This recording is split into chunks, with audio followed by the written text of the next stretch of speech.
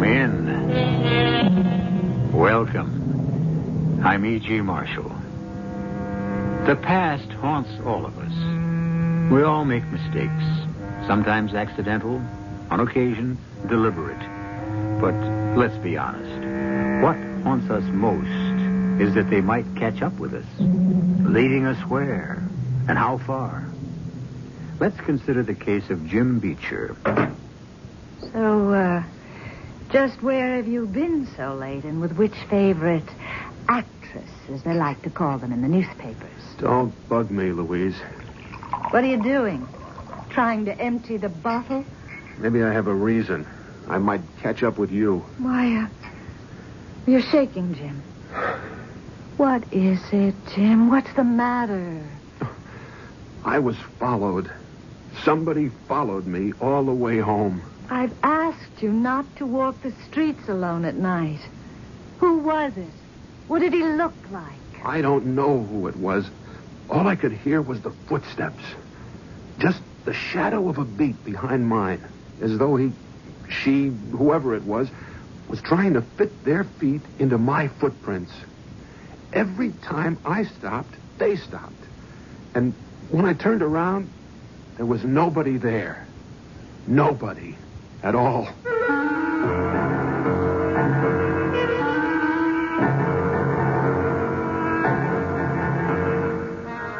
Our mystery drama, The Follower, was written especially for the Mystery Theater by Ian Martin and stars Jerry Orbach.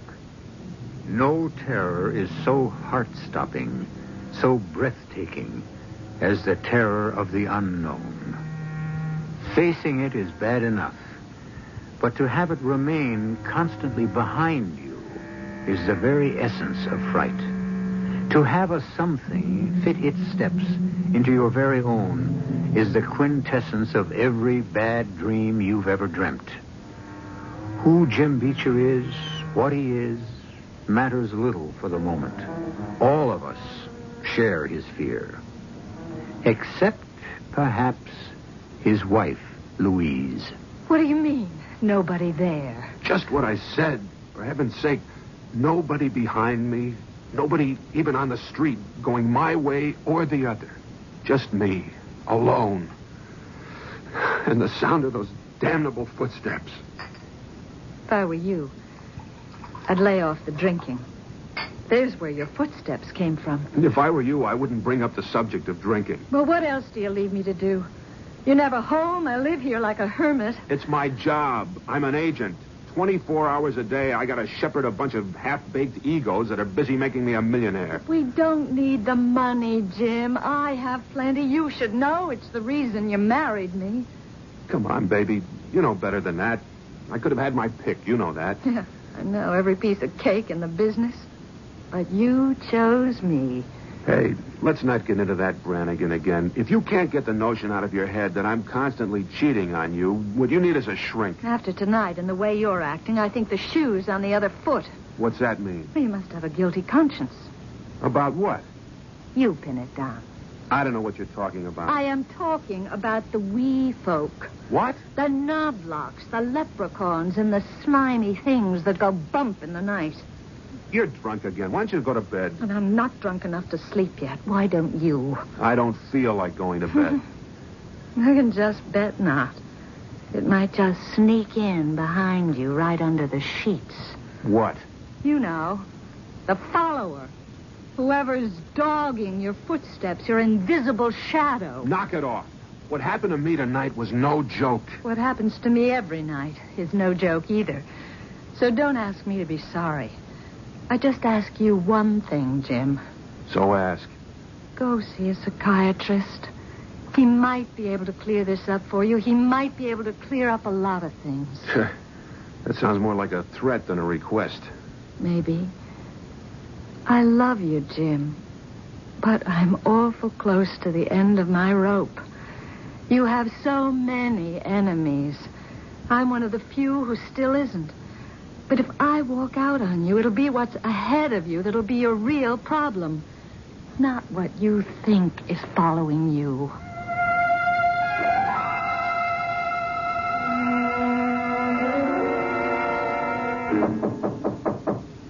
Louise, Yes? can I come in? Of course, it isn't locked. It's our bedroom, after all. And I'm always hopeful, even if it has become more and more hopeless. Hey, don't let's start that round again. It's just... Well, I'd like to come back to my own bed if I can. Well, you were the one that left it. You know how many late nights my work calls for. I didn't want to disturb you when there's plenty of room in the apartment. That's the only reason I moved out. I'd accept any reason as long as you're moving back in. What's the matter, Jim? That private ghost still dogging you? No, it's just like...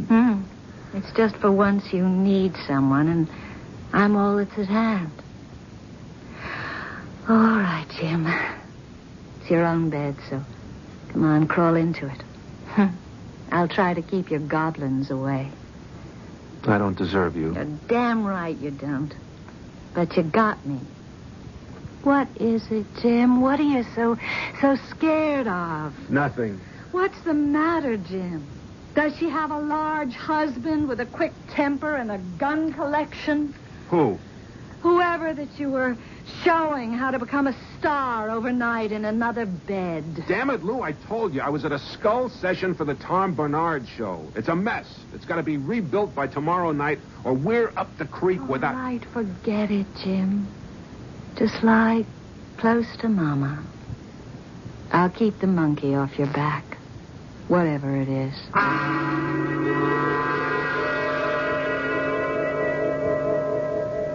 Hey, don't give me any of that jive, Bessie. You're on the stuff again. That's why you didn't show.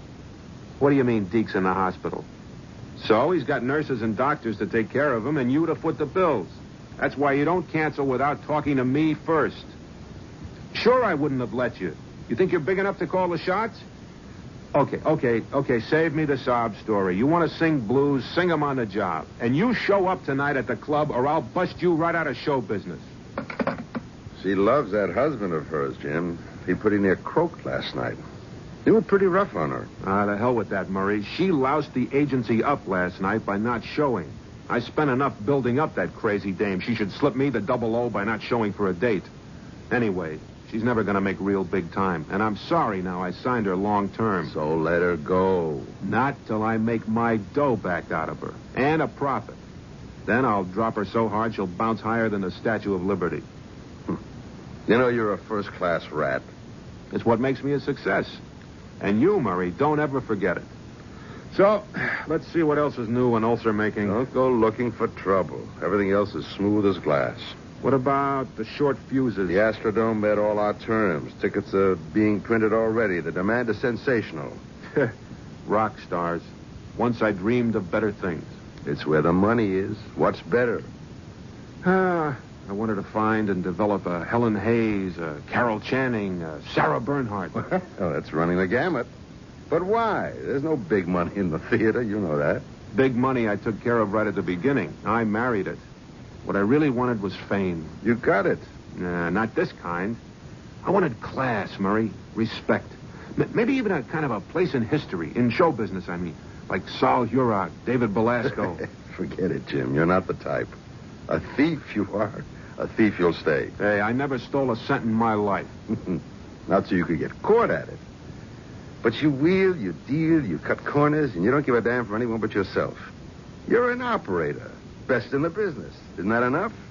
I don't let anybody talk to me like that. You already did. I ought to can you right now. The only friend you've got? Who'll you have to talk to? Yeah. You'd probably walk right out of the agency and use all you know to cut my throat. Who needs to?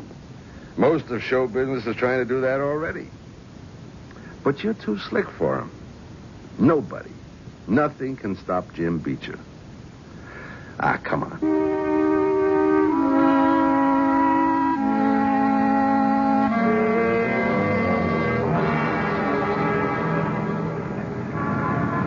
We should have taken a cab.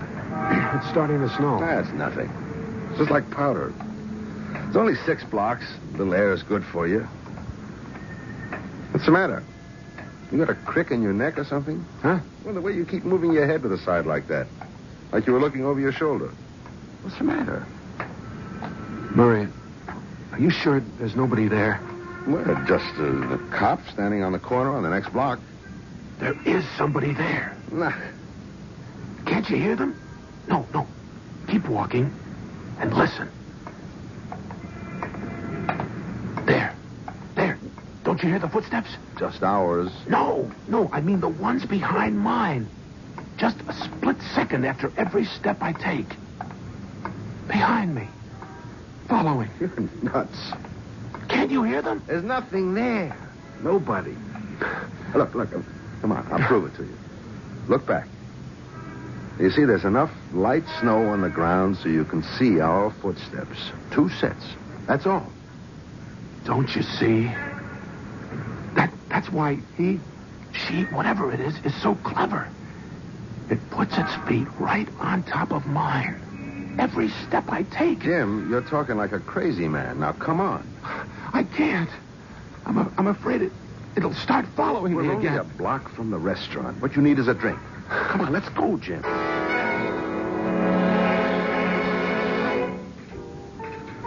You feeling better now? I don't know, Murray. You feel like talking about it some more? Why not? That's all I think these days. Have you had this thing long? No, it started about a week ago. Right after I busted Jane Gould with that suit for a broken contract. The same day you sold the movie deal right out from under Lyle Green. What are you getting at? Nothing. Just, I don't know. Maybe it's some kind of conscience thing. Don't give me that. That Gould babe had it coming to her. It wasn't my fault. And after all the times Lyle fell on his face because he couldn't stay away from the bottle, why shouldn't I sell him short for once? Sure. That's pressure, that's all. Gets to all of us. Maybe you ought to try a shrink. The day you find me on a psychiatrist's couch. Come on, let's get the check and get me out of here. You better take a cab home. Don't worry. Door to door. Hey, waiter.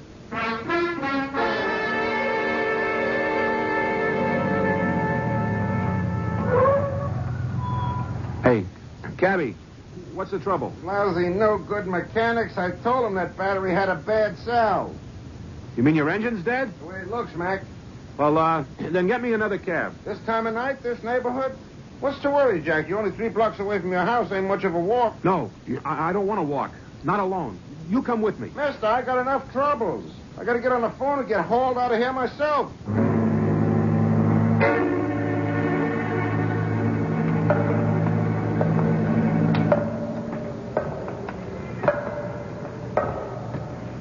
No. Just let me get home. Get home. Stay away from me. Leave me alone. What do you want? What do you want? Leave me alone. All right, if you won't. Who are you? Who are you? Jim, what is it? It's following me again. Jim, there's nobody there. You're home. You're safe. There's nothing there, darling. You're doing this to yourself.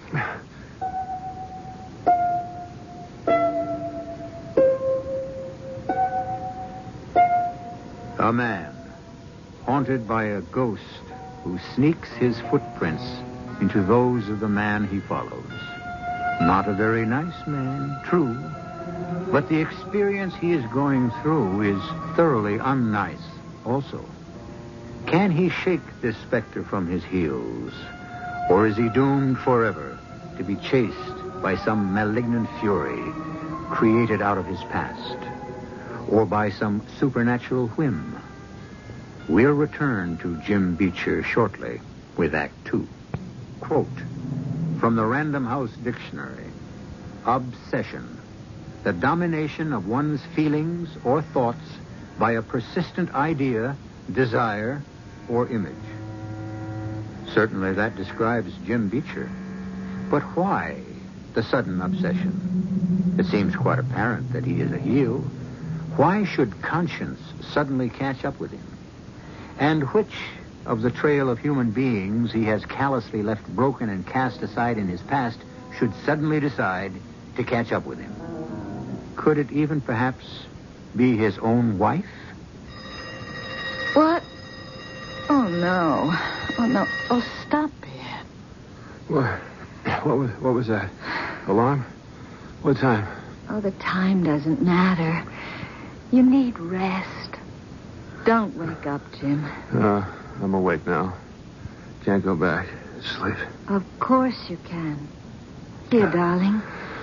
I'll hold you in my arms. Now, just relax. Damn it, Louise. Don't treat me like a baby. You're the only one I ever had. Hey, let's not sing that old song again. You and me, we just weren't made for kids. You. Speak for yourself, Jim. Okay. So I'm sorry if I cheated you out of something you wanted. But what kind of life could we have made with kids? What kind of life have we made without them? You know what I mean. I spend 24 hours a day half the time with all of them. All shapes and sizes. Aging beauty queens, half-baked guitar twangers, and worst of all, the overdeveloped brats you can't control without putting the screws on their parents to hack them into line. It's not much of a life, Jim. Why do you need it? What am I, love? Except what I make other people. It's what I need to live, to breathe. And all you ever needed from me was my money. 8 o'clock in the morning. Good time to be honest. All I needed was a start. The rest I could prove, and I have. Of course you have. You've proved yourself. Money doesn't matter anymore. So why not take a rest? Let's just go away together somewhere. I can't. You mean you don't want to? With me? It isn't that, Lou. All my life, I've had this rocket up my tail. Since it isn't going to be me who shakes the world, I got to find that superstar, the one who tops the field, that nobody can forget. Once I do that, maybe I can turn off the steam, relax. Oh, Jim, if only you didn't have to prove something. It's funny. I never really knew I felt that way. I honestly still don't. I mean, all the way. It's this other thing that's happened to me that's got me really shook. Put your arms around me, Lou. Why do you even have to ask? If you'd only give me a chance to love you. I need someone to love me. Murray made that clear. I don't have many on my side, if any. On your side for what? To stand between me and what follows me. Whoever, whatever it is. Here, for this moment, I'm safe.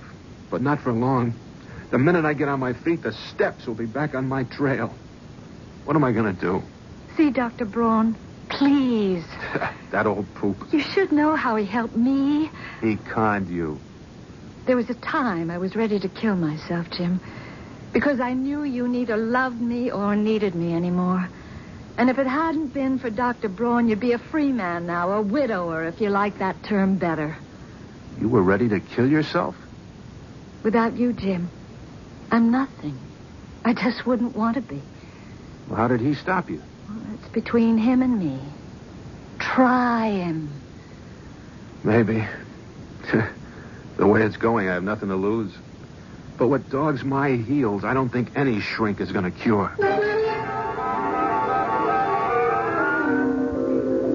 And what I used to hear just when I was alone, Dr. Braun, I now hear with other people along. They do not hear the footsteps. No. That's simple. Doesn't it suggest to you that there are no steps at all, except in the mind? Your mind, Mr. Beecher. They're not imaginary. I hear them. Of course. They're very real to you. They exist. But they are not so important. What do you mean? What is important is, why does someone want to follow you? Not just follow, but exactly in your footsteps. That's what you're supposed to find out for me. Oh, no, Mr. Beecher. That's what you have to find out for yourself. You're the only one who knows who or what it is. I already told you I don't. That's because it's buried too deep in your subconscious. Or because it's something you're hiding from yourself. And how could I hide it from myself? Well, very easily, Mr. Beecher. We all hide things from ourselves. Sometimes knowingly, sometimes without being aware that we're doing it. Why? Fear, shame, Those are the simplest and most common reasons. Who are you afraid of? Nobody. I doubt that. We're all afraid of someone in our lives, or have been at one time. Your father? That fool? He was a nothing, a nebbish. I never knew him that well anyways. He died when I was around 12. Your mother? No, certainly not my mother. She wasn't much either. She cleaned office buildings for a living. And she would have been a lush if she could have afforded it. Brothers, sisters, any other relations? Nah, nobody. It was just us. What about your wife? You should know about her better than me. Or maybe she thinks I'm afraid of her. Huh? What Mrs. Beecher thinks, or has told me she thinks, is her business and her business alone. I'm asking you, are you afraid of her? Louise? Why should I be? She's a very rich woman. So? It's possible you might fear losing her. Listen, I don't need Louise anymore. I make plenty of money for myself. But you might have feared her once. Why? Because you did marry her for her money, didn't you? Or maybe it wasn't fear. Perhaps it was shame. Ah, this is all a waste of time. I don't know why I let Lou talk me into coming here. Of course you do. Because you need help. But not from you. Your hour isn't up. Don't you want to use it? What's the point? What can you do for me? What can anyone do? I'll have to be frank and say I don't know. But I can say the things I do know. I checked with your medical doctor, and your health is fine. No vascular problems. Blood pressure normal for a man of your age. You don't suffer from hypertension, which in your business is a minor miracle. Your hearing is perfect. There is no possibility that these footsteps you hear are some physical echo. They are totally, I have to conclude, from one of two fields. What two fields? One, they are supernatural. Ah, come on. Let's cut out that nonsense. What's number two, like I even have to ask? Then don't. Psychiatric. I'm going nuts, right? Yes, no, yes. You want to translate that? Yes, you are right. No, you are not going nuts, or don't have to. And yes, of course, your problem is psychiatric. How do we cure it? We meet, we dig, and somehow, somewhere, we find out who is your mysterious follower. Then what? We hope that he, she, it will leave you alone. Can you guarantee it? No. I think you're ashamed of something, and you won't admit it, even to yourself. Baloney, Doctor. You're talking to the toughest agent in show business. It builds a thick skin. The things I've done don't bother me any. That's the game, and I play it all the way. I will take one piece of advice from you out of this expensive hour, though. I'll cure myself. To hell with whatever it is I think I'm hearing. I'll just shut my ears to it, and it'll go away. Here. Don't bother to send me a bill. Cash on the barrelhead. I'm paying you and going back to where I should have stood. On my own. I'll fight my own battle. Murray, I'm sorry to drag you over here, but I was afraid to come to the office in case Jim might see me. That's all right, Louise. If I don't have time for old friends. You are a friend, Murray. Still. Still. I wouldn't think you'd have to ask. Oh, I didn't mean me. I meant Jim. Well, I'm a creature of habit, Louise. A kind of human leopard. I don't change. You're a kind man. You're the best man I know. What I was 20 years ago. You should have been standing next to me if I'd had any sense. But I lost my head over Jim. I know the feeling. He was so handsome, so charming then. I'm sorry, Murray. I walked out on you. So am I. And you never married. I lost more than my head to you, Louise. There's never been anyone else for me. With Jim, almost since the beginning. It's always been everyone else but me. But you still love him. I love what he was, what he should have been, might have been.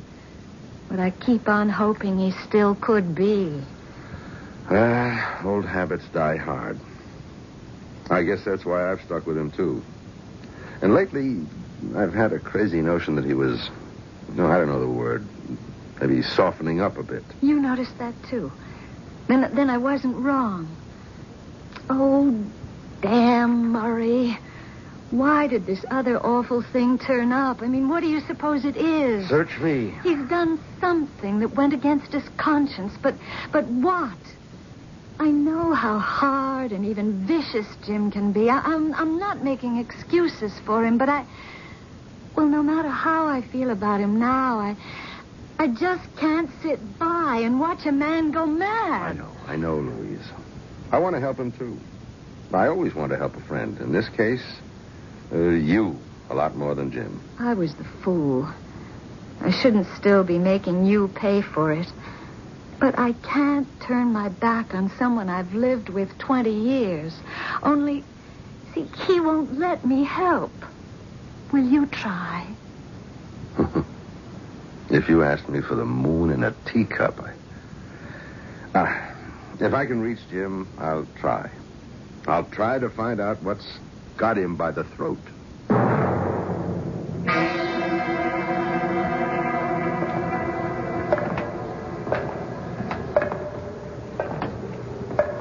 I don't hear them. I don't hear anything. I'm walking instead of riding to prove it. These footsteps don't mean anything. They're just in my mind. A kind of echo. Don't turn around. Don't turn around. There's nothing there. You've looked before, and there's nothing. Nothing. Except I've got to. Just one look. Just one. Oh, Lord. No. There is something there. It's... Oh, God forgive me. No. No. No. So the follower has become more than just the sound and feel of footsteps right on Jim Beecher's heels. It has become something to be seen. At least a shadow. But a shadow of what? Who? And if he is driven far enough, will he destroy it? Can he destroy it? I'll return shortly with Act 3. On a shadowed and deserted street, Jim Beecher has been unable to shut out the sound of whoever or whatever stalks him. And turning, has, for the first time, seen his pursuer. Seen, at least been conscious enough of a presence there to break in wild panic and run toward a well-lighted boulevard. Hey, look out, you crazy. Hey, hold it! Hold up there! Oh, Lord, no. All right, everybody, stand back. Make room. Give the guy a chance to breathe. Hey, you, get over to that booth there and get an ambulance. Dial 911.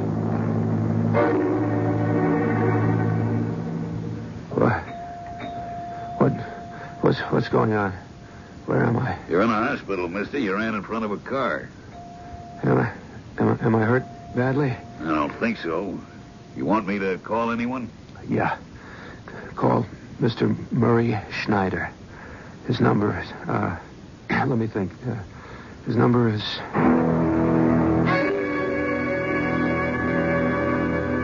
Are you sure you're okay, Jim? Yeah. A couple of bruises and some minor scratches. Hey, just get me out of here before they dump me in the loony ward. Okay, don't worry. I'll take you right home. No. Murray, just get me to your place. Huh? Yeah, I've got to talk to you. I know now who's been following me and why. And I need your help more than I ever needed it in my life. And there's nothing to worry about, Louise. I have him with me. Just a few scratches and bruises. Why didn't you bring him home? He said he wanted to talk to me first. And he didn't even want to call me. But he says he knows who's been following him, or who he thinks is. He wanted my help. But not mine. Louise, what can I say? Nothing, Murray. I just hope he's come to his senses. It'll make two of us. What does that mean? I want Jim to get well, to find himself again, to have no problems, because... Yes, what? Because I finally made up my mind. Jim and me. It's all finished. I just can't take him anymore.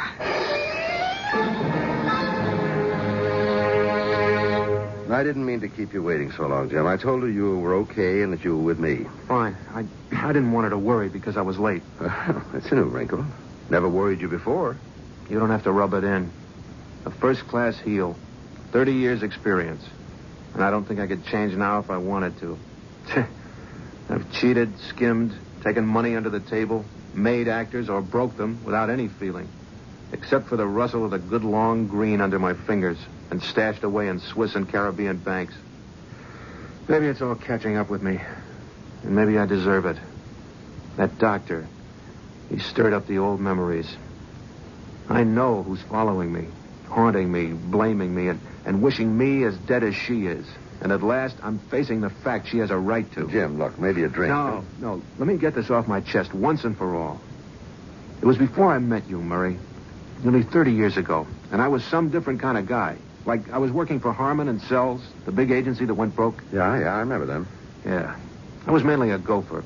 But I did some minor casting for the summer circuits. And one day, this little girl named Christy Meadows walked in. And I broke my tail to get her a booking with a stock company as resident ingenue. She was good. I mean, really good. And she was loaded. With talent? No, I mean with dough. Her father was president of an oil company, and money was beans to him. Christy never knew it, but he laid one solid grand on me under the table in 50s to make sure his little old gal got her chance. I had to laugh because she didn't need his help. Didn't even know he was offering it. But I decided right then and there I could use his help. More than that, his daughter. I used to go down weekends to the theater where she was playing. And not only for her money and the future I thought it could buy me. There was a lot more to it than that. A lot more that it didn't take me long to tell her. I declare, from all the stories I ever heard about New York, I didn't expect ever to find an agent who would give me such personal service. You can knock it off, Christy. You know I'm not down here as an agent. I certainly hope not. I love you, Christy. I thought you'd never say it. Oh, darling, what a life we're going to have. Oh, such a long, lovely future. Yeah, if your dad sees it that way. I'm not much of a catch. I don't make much money. Oh, who cares about money? We'll make it. Well, her father didn't take to the idea of me as a son-in-law. Christy had a little apartment in New York. And even though I had my own place, we were living together. I don't know how he found out. But one night, poor Christy had to lay the ultimatum on me. Oh, he's just as stubborn as an old mule. And he means it. You mean if we wanted to get married, he'd cut you out of his will? He already has. But we're not married yet. No, Jim. But we sure better had going to be. Why? Well, 'cause I just haven't been as careful as maybe I should have been. What? I went to the doctor, Jim. There's just no kind of question. I'm going to have your baby. Look, it isn't too late. We could do something to stop it. That's just what my daddy wanted to do. I didn't think to hear it from you. But I haven't any money, Christy. I couldn't even support you, let alone a kid. But we could make out somehow. If you really loved me, do you? Well, of course I do, hon. Christy, we've got to use our heads. We can't cut it together with the money I make. Even with you working, too, and you won't be able to do that for long. I can't start out that way. What do you mean, start out that way? I got plans, baby. 1,000,000 plans, but I need some backing to get them going. Jim, are you trying to tell me that you're not planning on marrying me? Don't you see it? It's different now. I mean, somehow I'll manage so we can get rid of the kid, but because I'm not a Texas oil heiress, you're going to walk out on me. You've told me your father would never go for me as your husband. But I do. I love you, Jim. Don't you love me? Sure I do, Christy, but we got to be practical. Practical? Jim Beecher, you're my whole life. And if I can't have you, I don't even want to live. No, don't be a silly child. Listen, I'm going to tell you something. If you walk out on me, I'm going to kill myself. I swear it. I promise you. Come on, Christy. Let's cut out the corny dramatics. Nobody kills themselves for love. Not at our age, and particularly a girl whose father owns half of Texas. I don't even want a corner of Texas. I want you. I am not going to live without you. Come on. Let's cut out the melodrama. It isn't melodrama. It's just God's honest truth. Damn, this isn't a scene in a play. Will you forget you're an actress and stop the dramatics? Okay. I'll bring you to your senses. Here. What's that? Sleeping pills. Enough to make you shuffle off the mortal coil. Just as effective as Juliet's fatal draft. What are you doing with those? Where'd you get... Yeah, the big boss has them in carloads. All the kooks we handle need uppers, downers, you name it. And we hand these out carefully. But just so you wake up and grow up, I'm leaving you enough to make the final exit. No. Jim, don't walk out on me. Look, I'm a working stiff. I'm this evening's gopher for one of our lousier comics who's making his big comeback, ha-ha, at some forgotten joint on the island. I'll be lucky if I get there in time to go for his first double martini of the evening. You can't leave me like this, Jim. We got to talk. No more talking. We're through, Christy. Best way is to break clean.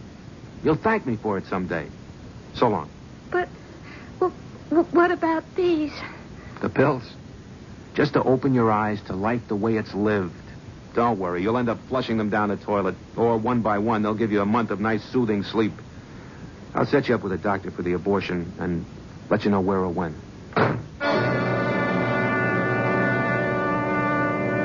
Of course, I'm cutting it short. It didn't happen that fast or that simply. But I did leave the pills. What did I want, Murray? Was I really trying to help her grow up, or was I really praying for her to take them and solve the whole mess for me simply? No way they could be traced. Everything tied up in a neat bundle and thrown out with the garbage. You want me to answer that question? Oh, it doesn't really matter anymore. She took the pills. Sure.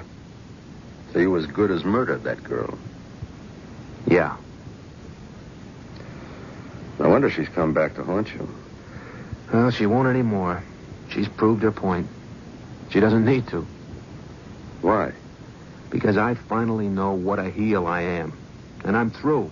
Murray, I'm giving up the agency. I'm going to try to go back to what I was. Try to make it up to Louise. You're looking at a 10% louse who's looking for 100% religion.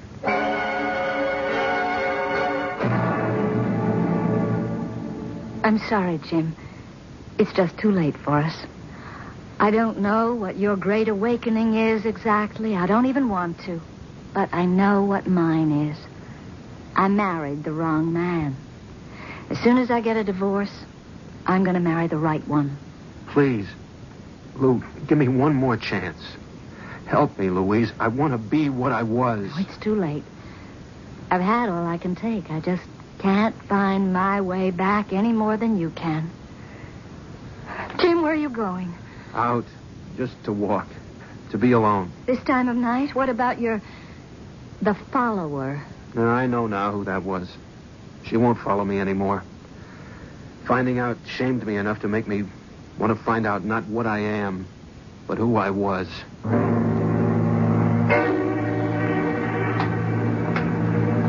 How did I throw it all away? Why? Or what?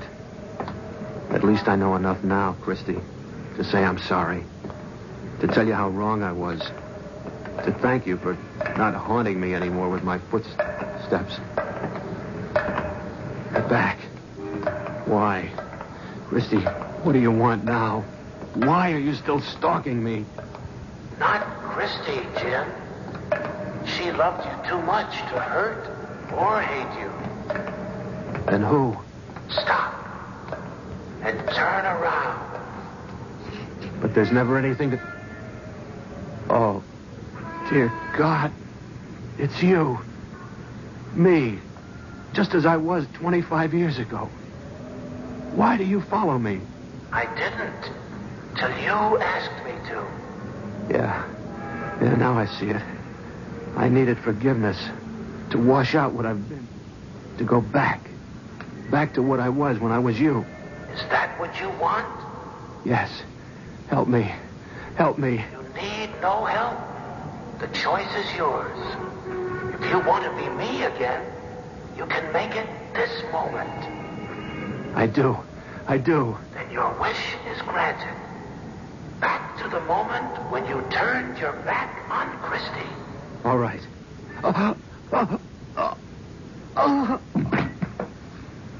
That isn't fair. I'm dying. Of course.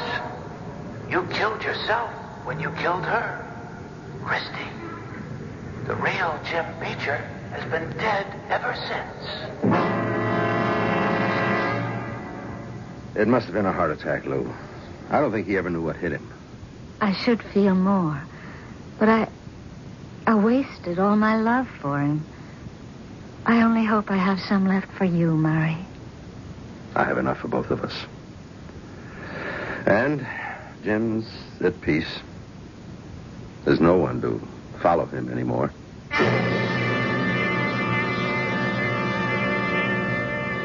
A fascinating story of a complete and absolute heel whose conscience caught up with him. Conscience, or was it retribution? You can decide that for yourselves. Just as you can decide whether or not the follower ever existed in anything but the echoing labyrinths of the mind. I'll be back shortly. For this night, at least, we can all go to bed less afraid of the shadows that peer across our shoulders, the nameless, shivery things that sometimes haunt our dreams, and at least not fear that stomach-chilling terror of a step that sounds like a follower. We can all be like Satchel Paige and say, don't ever look behind. Something could be following you, and it might catch up. Our cast included Jerry Orbach, Carol Teitel, Nat Polen, and Jackson Beck. The entire production was under the direction of Himan Brown. Until next time.